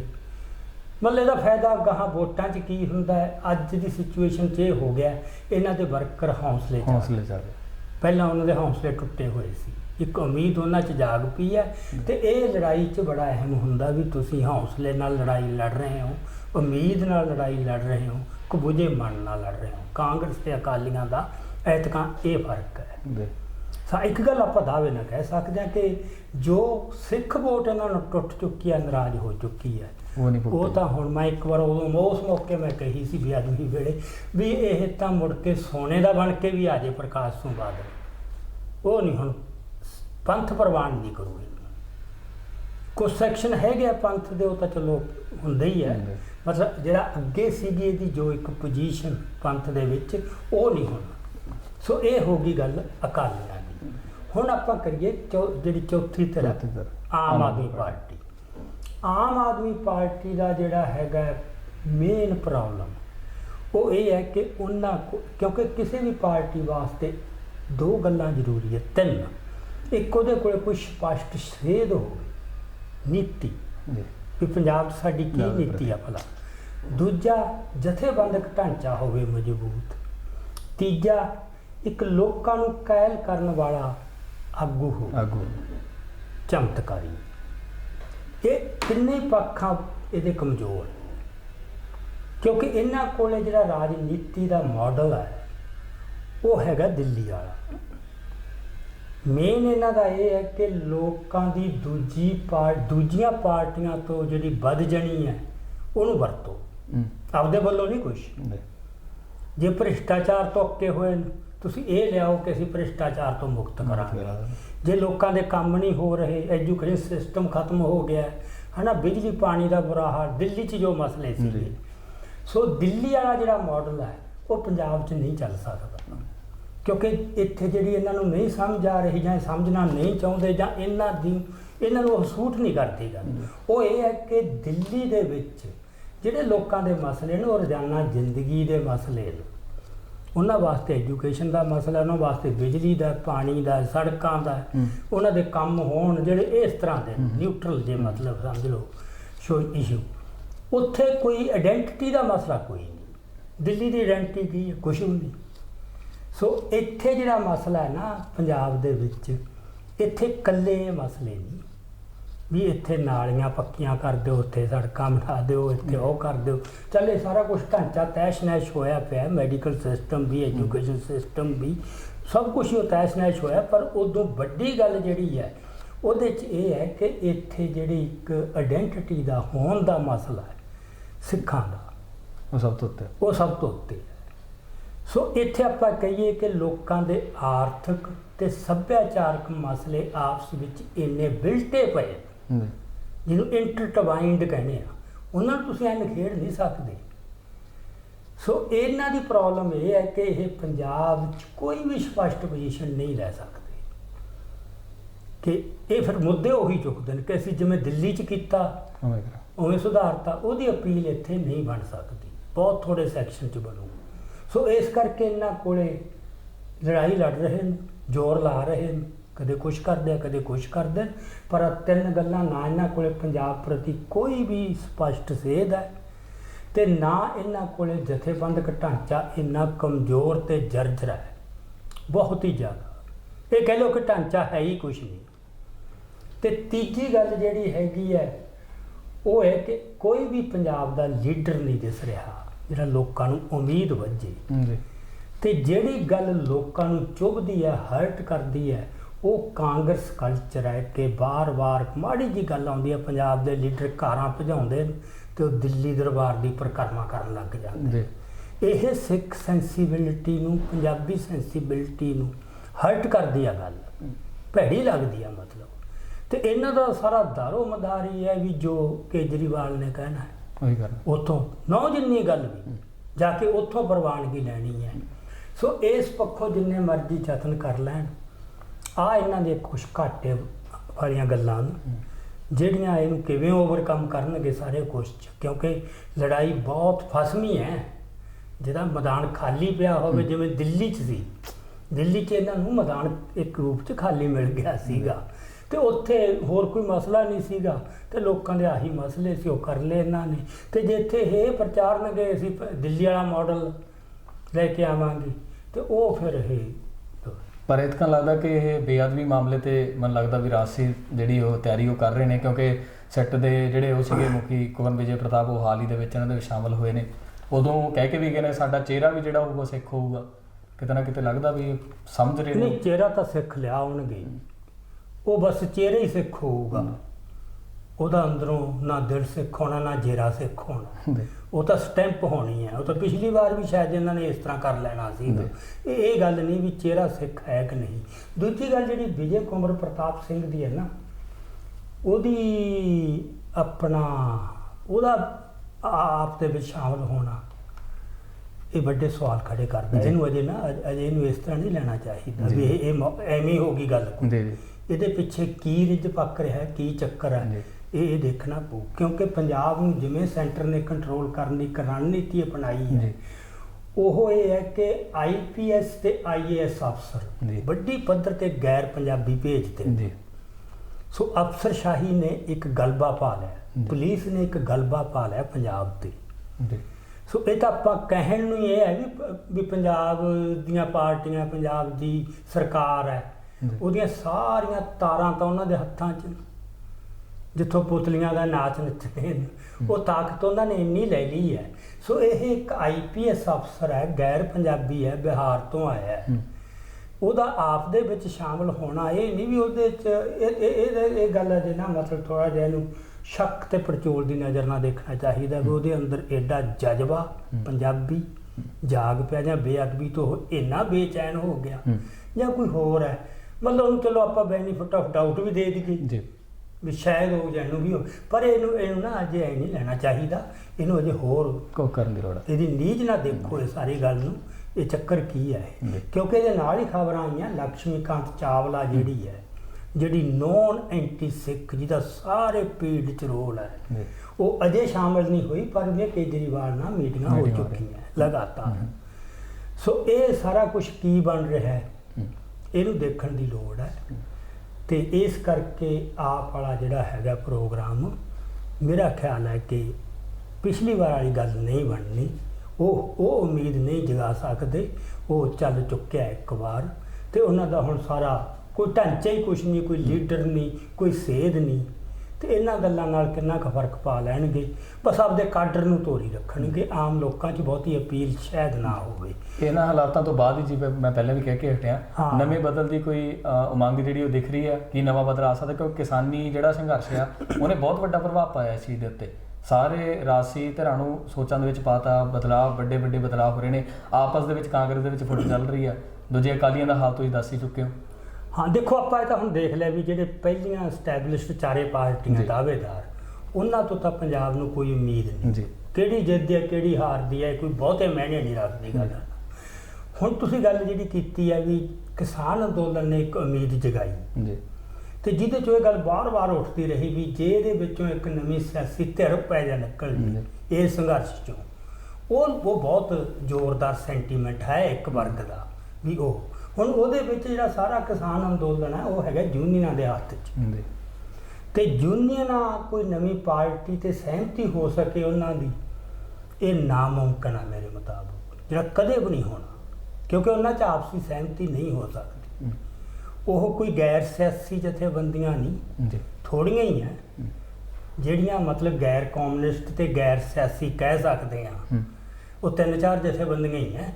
ਬਾਕੀ ਸਾਰੀਆਂ ਜਥੇਬੰਦੀਆਂ ਸਿਆਸੀ ਜਥੇਬੰਦੀਆਂ, ਸਿਆਸੀ ਧਿਰਾਂ ਦੀਆਂ ਖੜੀਆਂ ਕੀਤੀਆਂ, ਕਿਸਾਨ ਜਥੇਬੰਦੀਆਂ, ਉਹਨਾਂ ਦੇ ਫੈਸਲੇ ਪਿੱਛੋਂ ਸਿਆਸੀ ਧਿਰਾਂ ਨੇ ਕਰਨੇ ਆ। ਸੋ ਉਹਨਾਂ ਚੋਂ ਕੁਛ ਤਾਂ ਇਹੋ ਜਿਹੀਆਂ ਜਿਹੜੀਆਂ ਚੋਣਾਂ 'ਚ ਹਿੱਸਾ ਨਹੀਂ ਲੈਣਗੀਆਂ, ਉਹ ਸਾਰੀਆਂ ਪਾਰਟੀਆਂ ਦੇ ਖਿਲਾਫ ਚੱਲਣਗੀਆਂ, ਵੀ ਤਾਂ ਸਾਰੀਆਂ ਪੋਲੀਟੀਕਲ ਪਾਰਟੀਆਂ ਦੇ ਖਿਲਾਫ ਆ। ਸੋ ਇੱਕ ਹਿਸਾਬ ਨਾਲ ਲੋਕਾਂ ਨੂੰ ਪੋਲੀਟਿਕਸ ਤੋਂ ਹੀ ਵੱਧ ਜਾ ਕਰਨਾ, ਉਹਨਾਂ ਨੂੰ ਆਪਣੀ ਮੁੱਠੀ ਜੀ 'ਚ ਰੱਖਣਾ, ਇਹ ਵੀ ਚੱਲੂਗਾ। ਪਰ ਕੁਝ ਪਾਰਟੀਆਂ ਹੈਗੀਆਂ ਜਿਹੜੀਆਂ ਮਤਲਬ ਚਾਹੁੰਣਗੀਆਂ ਕਿ ਇਹਦੇ ਵਿੱਚੋਂ ਅਸੀਂ ਕੁਛ ਬੰਦੇ ਐਂਬੀਸ਼ੀਅਸ ਵੀ ਹੈਗੇ ਨੇ ਵੀ ਸਾਡਾ ਕਿਤੇ ਨਾ ਕਿਤੇ ਦਾ ਲੱਗ ਜੇ, ਪਰ ਉਹ ਕੋਈ ਸਾਂਝਾ ਫੈਸਲਾ ਹੋ ਸਕੇ ਜਿਹੜਾ ਲੋਕਾਂ ਨੂੰ ਇਹ ਸੀ ਵੀ ਇਸ ਅੰਦੋਲਨ 'ਚੋਂ ਕੋਈ ਪਾਰਟੀ ਨਿਕਲਿਆ ਆਵੇ, ਉਹ ਸਿੱਧੀ ਨਹੀਂ ਨਿਕਲਣੀ, ਅਸਿੱਧੀ ਨਿਕਲ ਸਕਦੀ ਹੈ। ਉਹਦੀ ਇੱਕ ਅਟੈਂਪਟ ਹੋ ਰਹੀ ਹੈ ਕਿ ਪੰਜਾਬ ਦੇ ਕੁਝ ਜਿਹੜੇ ਬੁੱਧੀਮਾਨ ਲੋਕ ਕਹਿ ਲਓ, ਜਿਹੜੇ ਬੰਦੇ ਨੇਕ ਹੈ, ਜਿਨ੍ਹਾਂ ਦੀਆਂ ਇਛਾਵਾਂ ਨੇਕ ਹੈ, ਇਰਾਦੇ ਨੇਕ ਹੈ, ਵਿਚਾਰ ਵੀ ਬੜੇ ਨੇਕ ਹੈ, ਉਹਨਾਂ ਦੀ ਇਹ ਬੜੇ ਚਿਰ ਤੋਂ ਇੱਕ ਯਤਨ ਜਾਂ ਚੱਲੀ ਜਾਂਦਾ ਅੰਦਰ ਖਾਤੇ ਕਿ ਕੋਈ ਬਦਲਾਅ ਆਵੇ। ਪਹਿਲਾ ਉਹਨਾਂ ਦਾ ਸਟੈਪ ਸੀ ਨੋਟਾ, ਕਿ ਸਾਰਿਆਂ ਨੂੰ ਰੱਦ ਕਰੋ, ਪਹਿਲਾ ਸਟੈਪ ਤਾਂ ਇਹ ਹੈ। ਸੋ ਪਿਛਲੀਆਂ ਇਲੈਕਸ਼ਨਾਂ 'ਚ 2 'ਚ ਉਹਨਾਂ ਦਾ ਇਹ ਚੱਲਿਆ, ਮਤਲਬ ਉਹ ਕੋਰ ਗਰੁੱਪ ਉਹੀ ਹੈ ਜਿਹੜਾ ਪਹਿਲਾਂ ਨੋਟਾ ਦੀ ਉਹ ਲਹਿਰ ਚਲਾਉਣ ਵਾਲਾ ਸੀਗਾ। ਤੇ ਐਤਕੀ ਉਹ ਵੱਧ ਇੱਕ ਪਲੇਟਫਾਰਮ ਤੇ ਇਕੱਠੇ ਹੋ ਰਹੇ ਨੇ ਜਿਹਨੂੰ ਉਹ ਲੋਕ ਅਧਿਕਾਰ ਲਹਿਰ ਆਪਾਂ ਕਹਿੰਦੇ ਆ, ਹੈ ਨਾ, ਤੇ ਜਿਹਦੇ ਵਿੱਚ ਪੜ੍ਹੇ ਲਿਖੇ ਕੁਛ ਰਿਟਾਇਰਡ ਬੰਦੇ ਵੀ ਹੈ, ਕੁਛ ਨਵੇਂ ਵੀ ਹੈ, ਤੇ ਪਰ ਉਹਦੇ ਵਿੱਚੋਂ ਉਹ ਕਿੱਡੀ ਕੁ ਡੈਂਟ ਪਾ ਸਕਣਗੇ, ਅਸਰ ਪਾ ਸਕਣਗੇ ਸਾਰੇ ਹਾਲਾਤ ਤੇ, ਇਹ ਅਜੇ ਕੁਛ ਨਹੀਂ ਕਿਹਾ ਜਾ ਸਕਦਾ। ਉਹ 'ਚ ਬੜੀਆਂ ਵੱਡੀਆਂ ਪ੍ਰੋਬਲਮ ਹੈ। ਪਹਿਲੀ ਗੱਲ ਤਾਂ ਇਹ ਹੈ ਕਿ ਜਿਹੜੇ ਬੰਦੇ ਜਿੰਨੇ ਕੁ ਮੈਂ ਦੇਖਿਆ ਸਾਹਮਣੇ ਆਏ ਨੇ, ਉਹਦੇ 'ਚੋਂ ਇਹ ਹੈ ਕਿ ਉਹਨਾਂ 'ਚੋਂ ਮੈਜੋਰਟੀ ਜਿਹੜੀ ਹੈ ਉਹ ਹੈਗੇ ਸੈਕੂਲਰਿਸਟ ਤੇ ਲਿਬਰਲ ਵਿਚਾਰਧਾਰਾ ਵਾਲੀ। ਜੇ ਤੁਸੀਂ ਇਸ ਟਰਮ ਨੂੰ ਚੰਗੀ ਤਰ੍ਹਾਂ ਸਮਝਦੇ ਹੋਵੋ, ਧਰਮ ਨਿਰਪੱਖ ਤੇ ਲਿਬਰਲ ਵਿਚਾਰਧਾਰਾ। ਹੁਣ ਜਿਹੜੀ ਲਿਬਰਲ ਵਿਚਾਰਧਾਰਾ ਉਹ ਧਾਰਮਿਕ ਧਰਮ ਦੇ ਖਿਲਾਫ ਹੀ, ਮਤਲਬ ਇਹ ਵਿਚਾਰਧਾਰਾ ਜਿਹੜੀ ਸੈਕੂਲਰਿਸਟ ਤੇ ਲਿਬਰਲ ਵਿਚਾਰਧਾਰਾ ਇਹ ਧਰਮ ਫਰੈਂਡਲੀ ਨਹੀਂ, ਇਸੇ ਕਰਕੇ ਬੀਜੇਪੀ ਦੇ ਕੱਟੜ ਵਿਰੋਧੀ ਹੈ, ਪਰ ਅੰਦਰੋਂ ਓਨੇ ਹੀ ਇਹ ਸਿੱਖ ਧਿਰਾਂ ਦੇ ਵਿਰੋਧੀ ਵੀ ਹੈ।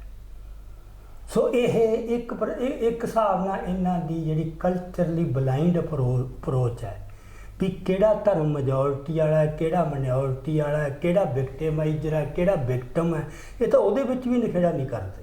ਬਸ ਵੀ ਧਰਮ ਸਾਰੇ ਮਾੜਾ ਹੁੰਦਾ ਜੀ, ਧਰਮ ਲੋਕਾਂ ਨੂੰ ਪਾੜਦਾ ਤੇ ਆਪਾਂ ਧਰਮ ਤੋਂ ਮੁਕਤ ਰੱਖਣਾ, ਪਰ ਰਾਜਨੀਤੀ 'ਚ ਧਰਮ ਦਾ ਅੰਸ਼ ਨਹੀਂ ਆਉਣ ਦੇਣਾ, ਪ੍ਰਾਪੇਗੰਡੇ 'ਚ ਧਾਰਮਿਕ ਜਜ਼ਬਾ ਨਾ ਉਭਾਰਨ ਦਾ ਕੋਸ਼ਿਸ਼ ਨਾ ਕਰੋ, ਧਰਮ ਦਾ ਕਿਤੇ ਵੇਰਵਾ ਹੀ ਨਾ ਆਵੇ। ਹੁਣ ਪੰਜਾਬ 'ਚ ਪੋਸੀਬਲ ਹੈ ਕਿਤੇ? ਇਹ ਤਾਂ ਯੂਨੀਅਨਾਂ ਨੇ ਬੜਾ ਜ਼ੋਰ ਲਾ ਲਿਆ, ਖੱਬੇ ਪੱਖੀਆਂ ਨੇ, ਪਰ ਉਹ ਕਿਹੜਾ ਗੀਤ ਹੈ ਜਿਹਦੇ 'ਚ ਧਰਮ ਦਾ ਜਜ਼ਬਾ ਨਹੀਂ? ਸਾਰੀ ਲਾਮਬੰਦੀ ਉਹਦੇ ਕਰਕੇ ਹੋਈ ਹੈ। ਇਹਨੂੰ ਕੋਈ ਇਸ ਵਹਿਣ ਨੂੰ ਕੋਈ ਡੱਕ ਸਕੇ? ਇਹ ਤਾਂ ਮਤਲਬ ਤੁਸੀਂ ਹਜ਼ਾਰਾਂ ਬੰਦੇ ਮਾਰਤੇ, ਘਰ ਉਜਾੜਤੇ, ਲੋਕਾਂ ਦੇ ਬੱਚੇ ਤੱਕ ਮਾਰਤੇ, ਉਹ ਤਾਂ ਨਹੀਂ ਉਹ ਵਹਿਣ ਰੁਕਿਆ, ਤੇ ਇਹਨਾਂ ਗੱਲਾਂ ਨਾਲ ਉਹ ਕਿਵੇਂ ਰੁਕ ਜੂ? ਸੋ ਇਹ ਜਿਹੜੀ ਅੱਖਾਂ ਤੇ ਪੱਟੀ ਬੰਨੀ ਹੋਈ ਹੈ ਨਾ ਧਰਮ ਨਿਰਪੱਖਤਾ ਤੇ ਸੈਕੂਲਰਿਜ਼ਮ ਦੀ, ਤੇ ਜਿੰਨਾ ਚਿਰ ਇਹ ਤੋਂ ਮੁਕਤ ਹੋ ਕੇ ਹਕੀਕਤ ਨੂੰ ਨਹੀਂ ਦੇਖਦੇ ਕਿ ਇੱਥੇ ਸਿੱਖ ਧਰਮ ਦਾ ਮਾਮਲਾ ਕੀ ਹੈ ਤੇ ਉਹਦੇ 'ਚ ਕਿਹੋ ਜਿਹੀਆਂ ਸੁਭਾਵਨਾਵਾਂ ਨੇ ਤੇ ਉਹਦੇ ਪ੍ਰਤੀ ਆਪਦਾ ਐਟੀਟਿਊਡ ਨਹੀਂ ਬਦਲਦੇ। ਸੋ ਇੱਕ ਵਰਗ ਤਾਂ ਇਹ ਹੈਗਾ, ਮੈਜੋਰਟੀ ਇਹ ਹੈ ਜਿਹੜਾ ਧਰਮ ਨਿਰਪੱਖ ਤੇ ਸੈਕੂਲਰਿਸਟ ਆਪਦੇ ਆਪ ਨੂੰ ਕਹਾਉਂਦਾ, ਤੇ ਉਹਦੇ ਬਾਰੇ ਮੈਂ ਤੁਹਾਨੂੰ ਕਿਹਾ ਵੀ ਉਹ ਧਰਮ ਫਰੈਂਡਲੀ ਬੰਦੇ ਨਹੀਂ। ਪਰ ਇੱਕ ਉਹਦੇ ਵਿੱਚ ਵਰਗ ਦੂਜਾ ਵੀ ਆ ਜਿਹੜਾ ਸਿੱਖੀ ਦੇ ਸੱਚੇ ਜਜ਼ਬੇ ਤੋਂ ਵੀ ਪ੍ਰੇਰਿਤ ਹੈ। ਸੋ ਇਹ ਸਾਂਝ ਕਿੰਨੀ ਕੁ ਚੱਲੂਗੀ? ਇਹ ਪਹਿਲਾਂ ਜਦੋਂ ਆਪਾਂ ਮਿਲਦੇ ਹਾਂ, 2000 ਮੀਟਿੰਗਾਂ ਕਰਦੇ ਹਾਂ, ਉਦੋਂ ਬੜਾ ਠੀਕ ਲੱਗਦਾ ਹੁੰਦਾ ਵੀ ਕੋਈ ਨਹੀਂ ਇਹਨੂੰ ਵੀ ਕਰ ਲਾਂਗੇ, ਪਰ ਜਦੋਂ ਗੱਲ ਅੱਗੇ ਵਧਣੀ ਹੈ, ਕੰਕਰੀਟ ਮਸਲੇ ਸਾਹਮਣੇ ਆਉਣੇ ਹੈ, ਠੋਸ ਹਾਲਾਤ ਸਾਹਮਣੇ ਆਉਣੀ ਹੈ, ਇਹ ਉਹ ਤਣਾਅ ਕਿੰਨਾ ਕੁ ਚੱਲੂ, ਇਹ ਕਿੰਨਾ ਕੁ ਚਿਰ ਇਹ ਚੱਲ ਸਕੂਗੀ? ਇੱਕ ਤਾਂ ਇਹ। ਦੂਜੀ ਗੱਲ, ਉਹ ਬੰਦੇ ਬਹੁਤ ਹੀ ਆਦਰਸ਼ਵਾਦੀ ਨੇ ਜਿਹਨੂੰ ਆਪਾਂ ਆਈਡੀਅਲਿਸਟਿਕ ਕਹਿ ਲਈਏ। ਹੁਣ ਆਦਰਸ਼ਵਾਦ ਕੋਈ ਮਾੜਾ ਨਹੀਂ, ਆਦਰਸ਼ ਚੰਗੇ ਰੱਖਣੇ, ਇਹ ਆਦਰਸ਼ ਚੰਗੇ ਰੱਖਣੇ ਮਾੜਾ ਨਹੀਂ। ਆਦਰਸ਼ਵਾਦ ਕੀ ਹੈ? ਜਦੋਂ ਤੁਸੀਂ ਰੀਅਲਿਸਟਿਕ ਨਹੀਂ ਹੁੰਦੇ, ਤੁਸੀਂ ਆਦਰਸ਼ਾਂ ਤੇ ਖੜੇ ਹੋ, ਥੋੜਾ ਜੀ ਕਰਦਾ ਐ ਹੋਵੇ ਹਕੀਕਤ ਕੀ ਹੈ, ਸੱਚਾਈ ਕੀ ਹੈ, ਉਹ ਤੁਹਾਨੂੰ ਪਤਾ ਨਹੀਂ ਲੱਗਦਾ ਕਿੱਥੋਂ ਸ਼ੁਰੂ ਕਰਨਾ ਹੈ, ਕੀ ਦਿੱਕਤਾਂ ਆਉਣਗੀਆਂ, ਕਿਵੇਂ ਚੱਲਣਾ ਹੈ। ਸੋ ਮੇਰੇ ਮੁਤਾਬਕ ਇਹ ਹੈ ਕਿ ਜਿੱਡਾ ਵੱਡੇ ਉਹ ਉਮੀਦਾਂ ਲਾਈ ਬੈਠੇ ਨੇ, ਜਿੱਡਾ ਵੱਡਾ ਪ੍ਰੋਜੈਕਟ ਉਹ ਲਿਖਿਆ ਉਹਨਾਂ ਨੇ ਕਿ ਹਰ ਹਲਕੇ ਦੇ ਵਿੱਚ ਸਾਡੇ 125 ਮੈਂਬਰੀ ਕਮੇਟੀ ਹੋਊ ਜਿਹੜੀ ਕੈਂਡੀਡੇਟਾਂ ਨੂੰ ਡਿਸਾਈਡ ਕਰੂਗੀ। ਇਹਦੇ ਵਾਸਤੇ ਲੋਕਾਂ ਨੂੰ ਤਿਆਰ ਕਰਨਾ, ਅਵੇਅਰ ਕਰਨਾ, ਇਹ ਤਾਂ ਬਹੁਤ ਇਹ ਸਾਲਾਂ ਦਾ ਕੰਮ ਹੈ। ਇਹ ਤਾਂ 4-5 ਸਾਲ ਪਹਿਲਾਂ ਹੋਏ ਇਹ ਕੰਮ ਸ਼ੁਰੂ ਕੀਤਾ ਹੁੰਦਾ ਤਾਂ ਇਹਦੀ ਕੋਈ ਲੱਗਦਾ ਸੀ ਅੱਜ ਉਹਦੀ ਕੋਈ ਬਚਤ ਹੁੰਦੀ ਜਾਂ ਪ੍ਰਾਪਤੀ ਹੁੰਦੀ। ਹੁਣ ਤਾਂ ਸਿਚੁਏਸ਼ਨ ਉਹ ਤਾਂ ਬਿਲਕੁਲ ਹੀ ਜਿਵੇਂ ਨੇੜੇ ਆ ਕੇ ਜੁੱਤੀਆਂ ਲਾ ਕੇ ਭੱਜਣ ਵਾਲੀ ਗੱਲ ਹੈ। ਐਡੀ ਛੇਤੀ ਕੁਛ ਕਰ ਸਕਣਗੇ ਨਹੀਂ ਕਰ ਸਕਣਗੇ। ਚਲੋ ਫਿਰ ਵੀ ਇੱਕ ਹੰਬੜਾ ਹੈ, ਮਤਲਬ ਮਨ 'ਚ ਭਾਵਨਾ ਹੈ ਕਿ ਪੰਜਾਬ ਦਾ ਕੁਛ ਬਣ ਸਕੇ। ਪਰ ਆ ਜੋ ਮੈਂ ਆਪਾਂ ਸਾਰਾ ਡਿਸਕਸ ਕਰ ਸਕਿਆ ਇਹ ਅਜੇ ਦੇਖਣਾ ਪਊ। ਅਜੇ ਆਪਾਂ ਇਹਨੂੰ ਆਊਟਰਾਈਟਲੀ ਰਿਜੈਕਟ ਵੀ ਨਾ ਕਰੀਏ, ਦੇਖੀਏ ਕਈ ਵਾਰ ਪਤਾ ਹੀ ਨਹੀਂ ਮਤਲਬ ਕਦੋਂ ਕਿਹੜੀ ਗੱਲ ਬਣ ਜੇ ਕੋਈ ਇਸ ਤਰ੍ਹਾਂ ਦੀ।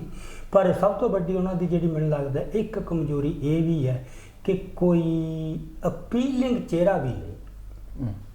ਕੋਈ ਵੀ ਲਹਿਰ ਹੋਵੇ ਕੋਈ ਚਿਹਰਾ ਜ਼ਰੂਰ ਚਾਹੀਦਾ ਤੋਂ ਬੇਪਛਾਣ ਜਾਂ ਬਿਨਾਂ ਚਿਹਰੇ ਤੋਂ ਅੱਜ ਦੇ ਯੁੱਗ ਦੇ ਵਿੱਚ ਇਸ ਮਾਹੌਲ ਦੇ ਵਿੱਚ ਗੱਲ ਸਿਰਫ ਆਈਡੀਆ ਨਾਲ ਚੱਲ ਜੂਗੀ। ਉਹਦੇ ਸਿੱਟੇ ਆਮ ਆਦਮੀ ਪਾਰਟੀ ਭੁਗਤ ਚੁੱਕੀ ਹੈ ਪਹਿਲਾਂ, ਉਹ ਤੋਂ ਭੁਗਤ ਚੁੱਕੀ। ਆਪਾਂ ਕਿਸਾਨ ਅੰਦੋਲਨ 'ਚ ਦੇਖ ਲਿਆ ਕਿੰਨਾ ਜ਼ੋਰ ਲੱਗਿਆ ਵੀ ਲੱਖਾ ਸਿਧਾਣਾ ਤੇ ਦੀਪ ਸਿੱਧੂ ਦੀ ਪਾਪੂਲੈਰਿਟੀ ਨਾ ਬਣ ਸਕੇ, ਕਿੰਨਾ ਜ਼ੋਰ ਲਾ ਲਿਆ। ਲੋਕ ਜੁੜਦੇ ਚਿਹਰਿਆਂ ਨਾਲ ਹੈਗੇ ਆ, ਵਿਚਾਰ ਹਵਾ 'ਚ ਅਮੂਰਤ ਰੂਪ 'ਚ ਨਹੀਂ ਹੁੰਦੇ, ਅਬਸਟ੍ਰੈਕਸ਼ਨ 'ਚ ਕੁਝ ਨਹੀਂ ਹੁੰਦਾ। ਸੋ ਉਹਨਾਂ ਕੋਲੇ ਕੋਈ ਇਸ ਤਰ੍ਹਾਂ ਦੇ ਅਜੇ ਤੱਕ ਤਾਂ ਨਜ਼ਰ ਨਹੀਂ ਆਇਆ। ਕੱਲ੍ਹ ਨੂੰ ਕੁਝ ਹੋ ਜੇ ਤਾਂ ਆਪਾਂ ਕਹਿ ਨਹੀਂ ਸਕਦੇ। ਸੋ ਮੋਟੇ ਤੌਰ 'ਤੇ ਇੱਕ ਆਪਾਂ ਕਹਿ ਲਈਏ। ਜੇ ਆਪਾਂ ਗੱਲ ਕਰੀਏ ਕਿਸਾਨੀ ਸੰਘਰਸ਼ ਤੋਂ ਲੋਕਾਂ ਨੂੰ ਚੋਣਾਂ ਦੇ ਪ੍ਰਸੰਗ ਦੇ ਵਿੱਚ ਰਾਜਸੀ ਧਰਾਤਲ ਉੱਤੇ ਕਿਹੋ ਜਿਹੀਆਂ ਸੰਭਾਵਨਾ ਜਿਹੜੀਆਂ ਉਹ ਨਜ਼ਰ ਆ ਰਹੀਆਂ, ਕਿਹੋ ਜਿਹੀ ਉਮੀਦ ਲਈ ਬੈਠੇ ਨੇ?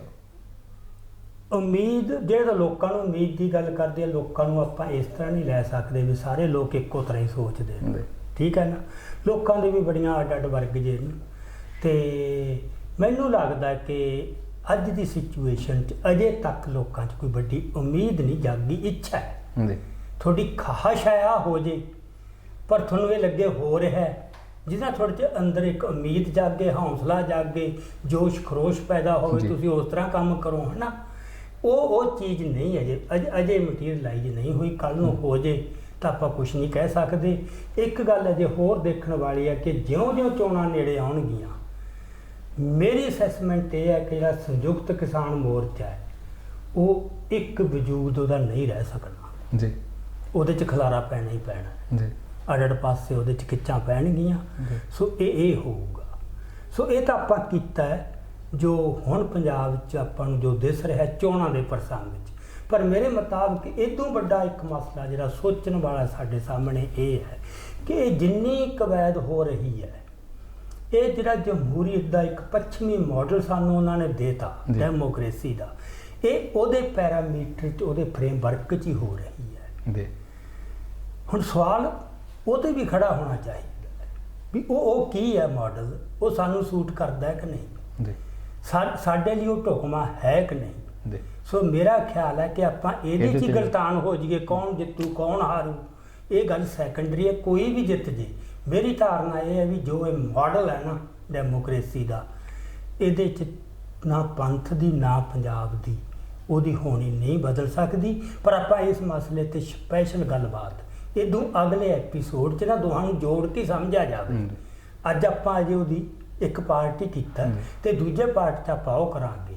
ਤੇ ਇੱਕੋ ਗੱਲ ਮੈਂ ਅਖੀਰ ਤੇ ਜਿਹੜੀ ਇਸ ਸੰਬੰਧ 'ਚ ਕਹਿਣੀ ਚਾਹੁੰਦਾ ਕਿ ਜਿਹੜੀਆਂ ਵੀ ਧਿਰਾਂ 4 ਧਿਰਾਂ 5 ਧਿਰਾਂ 6 ਧਿਰਾਂ ਭਾਵੇਂ ਸਾਹਮਣੇ ਆ ਜਾਣ, ਉਹਨਾਂ ਨੂੰ ਪੰਜਾਬ ਦਾ ਜਿਹੜਾ ਪ੍ਰੋਗਰਾਮ ਲੈ ਕੇ ਆਉਣਾ ਉਹਦੇ 'ਚ ਜਿਹੜਾ ਫੈਡਰਲਿਜ਼ਮ ਹੈ ਕਿ ਕੀ ਪੰਜਾਬ ਸੈਂਟਰਿਕ ਪੋਲਿਟਿਕਸ ਬਣਦੀ ਹੈ ਉਹਨਾਂ ਦੀ, ਕੀ ਉਹਨਾਂ ਦੀ ਜਥੇਬੰਦੀ ਪੰਜਾਬ ਸੈਂਟਰਿਕ ਬਣਦੀ ਹੈ, ਕੀ ਉਹਨਾਂ ਦੀ ਸੋਚ ਪੰਜਾਬ ਸੈਂਟਰਿਕ ਬਣਦੀ ਹੈ, ਕੀ ਉਹਨਾਂ ਦੀ ਸਮੁੱਚੀ ਰਾਜਸੀ ਸਰਗਰਮੀ ਪੰਜਾਬ ਸੈਂਟਰਿਕ ਬਣਦੀ ਹੈ।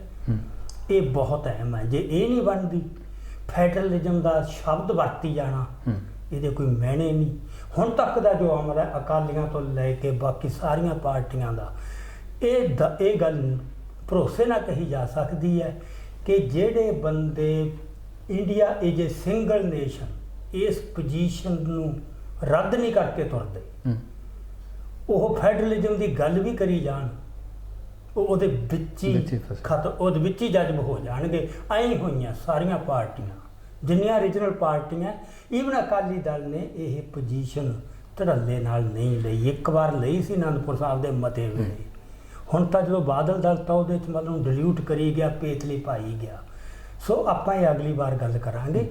ਜਿੰਨਾ ਚਿਰ ਕੋਈ ਇਸ ਪੋਜੀਸ਼ਨ ਨਹੀਂ ਲੈਂਦਾ ਕਿ ਇੰਡੀਆ ਕੋਈ ਸਿੰਗਲ ਨੇਸ਼ਨ ਨਹੀਂ, ਇਹ ਮਲਟੀ ਨੈਸ਼ਨਲ ਹੈ, ਇਹ ਮਲਟੀ ਰਿਲੀਜੀਅਸ ਹੈ, ਮਲਟੀ ਕਲਚਰਲ ਹੈ, ਮਲਟੀ ਲਿੰਗੁਅਲ ਹੈ। ਸੋ ਇੱਥੇ ਤਾਂ ਵੀ ਇੰਨੀ ਡਾਇਵਰਸਿਟੀ ਹੈ। ਸੋ ਉਹ ਯੂਨਿਟੀ ਦਾ ਜਿਹੜਾ ਇੱਕ ਮਤਲਬ ਢੋਲ ਪਿੱਟਿਆ ਜਾ ਰਿਹਾ, ਉਹ ਜਿਵੇਂ ਵੀ ਸਭ ਕੁਝ ਉਹ ਯੂਨਿਟੀ ਦੇ ਦਾਇਰੇ ਅੰਦਰ ਹੀ ਹੈ। ਇਹ ਨਹੀਂ ਉਹ ਯੂਨਿਟੀ ਰੀਡਿਫਾਈਨ ਹੋਊ, ਉਹ ਯੂਨਿਟੀ ਕੀ ਹੈ।